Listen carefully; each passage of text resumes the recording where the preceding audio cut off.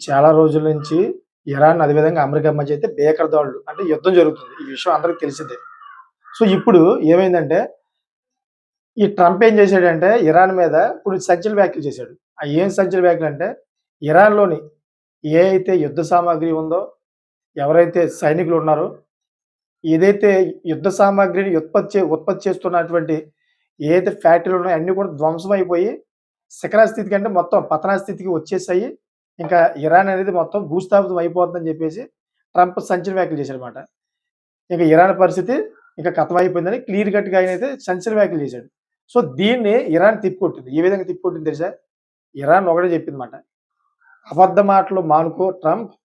మా దగ్గర ఆయుధాలు అయిపోయాయని, మా సైనికులు చనిపోయారని, మా ఆయుధాలు ఏదైతే ఫ్యాక్టరీలు ఉన్నాయో ఆ ఫ్యాక్టరీలన్నిటిలో కూడా నువ్వు మొత్తం భూస్థాపితం చేశావని, ఇటువంటి అబద్ధాల భ్రమలో ఉన్నావు. ఇయన్నీ కూడా మానుకో నువ్వు. మా దగ్గర వ్యూహాలు చాలా పెద్దవి ఉన్నాయి. నువ్వు ఎప్పటిదాకైతే మా మీద యుద్ధం ఆపవో, అప్పటిదాకా మీ మీద మేము యుద్ధం ఆపము. ఎప్పటిదాకైతే నువ్వు మేము ఓడిపోయాం అని అనలేదో, అప్పటిదాకా మేము వెనక్కి తగ్గం. ఈ యుద్ధం నడుస్తూనే ఉంటదని చెప్పేసి ఇరాన్ సుప్రీం లీడర్ ఎవరైతే ఉన్నారో ఇప్పుడు ప్రెజెంట్ ఆయనైతే సంచలన వ్యాఖ్యలు చేశారన్నమాట. అంటే ఇప్పుడు ఉన్న పరిస్థితులు చూస్తా ఉంటుంటే ఇద్దరి మాటలు ముదిరిపోతా ఉన్నాయి. 2 దేశాలు కూడా ఇంకా యుద్ధం పెంచే అవకాశం ఉందన్నమాట. అంటే ఎవరు కూడా తగ్గట్ల. ఇప్పుడు ఇలా ఉండడం వల్ల ప్రపంచ దేశాల్లోని ముడి చమురు కొరత అయితే ఏర్పడింది బాగా. ముఖ్యంగా మన భారతదేశంలోని ఈ ఎల్‌పీజీ అదేవిధంగా ఆయిల్ ఏదైతే ఉందో దాని మీద కొరత ఏర్పడే అవకాశం ఉంటుంది ఫ్యూచర్‌లో. ఇలాగే కొనసాగుతా ఉంటుంటాయి. ఎందుకంటే హార్ముజ్ జలసంధిని ఏకదం బంద్ చేసి పెట్టింది ఇరాన్. ఇంకా రిలీజ్ చేయట్లే. ఒక రకంగా చూసుకుంటే నిన్నైతే విశాఖపట్నం పోర్ట్‌కి ఒక ఎల్‌పీజీ షిప్ కూడా వచ్చింది. ఒక రకంగా చెప్పాలంటే మన 2 తెలుగు రాష్ట్రాలకు కూడా ఒక మంచి శుభవార్తే. కానీ అది ఎన్నాళ్ళు నడుస్తుంది? అది మాట. ఈ 2 దేశాలు కూడా ఈ యుద్ధాన్ని ముగించకపోతే ఈ కొరత ఇంకా పెరిగిపోతుంది. చాలా దారుణమైన పరిస్థితులు. రవాణా వ్యవస్థ అంతా కూడా స్తంభించిపోద్ది. ఈ 2 దేశాలు కూడా విపరీతంగా కాలు దూకుంటున్నాయి. ఎందుకంటే ఇరాన్ అనేది అసలు తగ్గట్లేదు. అమెరికా ఎలాగో తగ్గదు. ఈ ట్రంప్ ఇంకా రెచ్చగొట్టే వ్యాఖ్యలు చేయడం వల్ల ఇరాన్ ఇంకా అమెరికా ముందు శక్తిని చూపించాలనుకుంటుందన్నమాట. మా శక్తి తక్కువేం కాదు. మీ ముందు మేము ఓడిపోయే పరిస్థితి రాదు. మీరే మేము ఓడిపోయామని చెప్తే మేము యుద్ధం ఆపేస్తామని చెప్తా ఉన్నాం.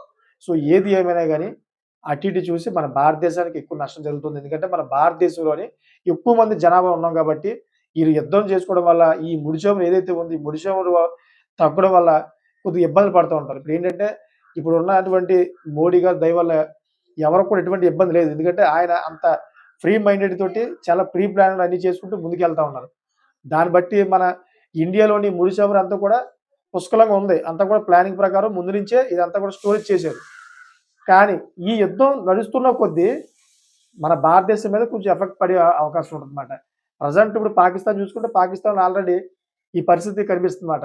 అక్కడ పెట్రోలు, డీజిలు అదేవిధంగా కొన్ని సరుకులు ఏదైతే సామాన్యులు వాడతారో, సామాన్యులు వాడే సరుకులన్నిటి మీద కూడా విపరీతమైన రేటు పెరిగిపోయాయి. ద్రవ్యోల్బణం విపరీతంగా పెరిగిపోయిందక్కడ. సామాన్యమైన వ్యక్తి బతకడం చాలా కష్టం అవుతుందక్కడ. సో, అటువంటి పరిస్థితి మన ఇండియాలో రానివ్వరు కానీ, ఈ 2 దేశాలు అలాగే యుద్ధం చేసుకుంటూ పోతా ఉంటే కొంచెం కష్టమయ్యే అవకాశం ఉంటుందన్నమాట. మీకేమనిపిస్తుందో కామెంట్ చేయండి. అదేవిధంగా ఇటువంటి లేటెస్ట్ ఇన్ఫర్మేషన్ కోసం నా ఛానెల్ సబ్స్క్రైబ్ చేసుకోండి. Thanks for watching friends.